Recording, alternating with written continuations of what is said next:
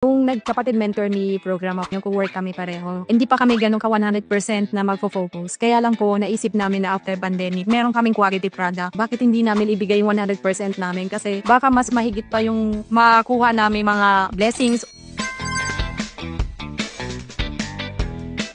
This is your negosyo. Yes, sir. Papa Ping's crispy boneless bangus. Meron din po kami things baked boneless. Tapos meron din kami bottled na Papa Ping sweet and spicy bagoong. How many years? We started, sir, year 2017. You're based here in Mandaluyong. Yes, sir. Pero po yung product po ng Papa Ping's galing pong Dagupan.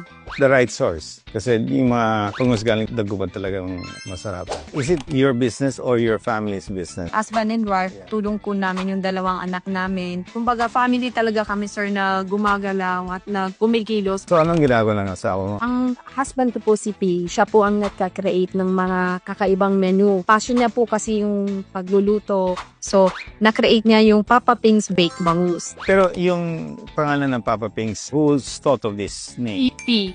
Po yan, sir, Ping-Ping. Kaya lang hindi po kami na-approve dahil ang daming Ping-Ping. Nag-isip kami, ano kaya yung para lang may may ping lang yun, Papa Ping. Mga ilan ang outlet yun na? Before ng pandemic, meron po kaming 3 outlet. After ng pandemic, nagtira po kami ng isa. Parang tugo siya, sir. Pag may o-order, 2 minutes, ilalagay na namin yung bake. Itong crispy, ipe-prepare namin siya. 10 minutes siyang i-deep fry. Dapat lumago ang mga outlet mo. Wala na po talaga ranking, sir. Ang sa amin, sir, gusto talaga namin every city meron isa.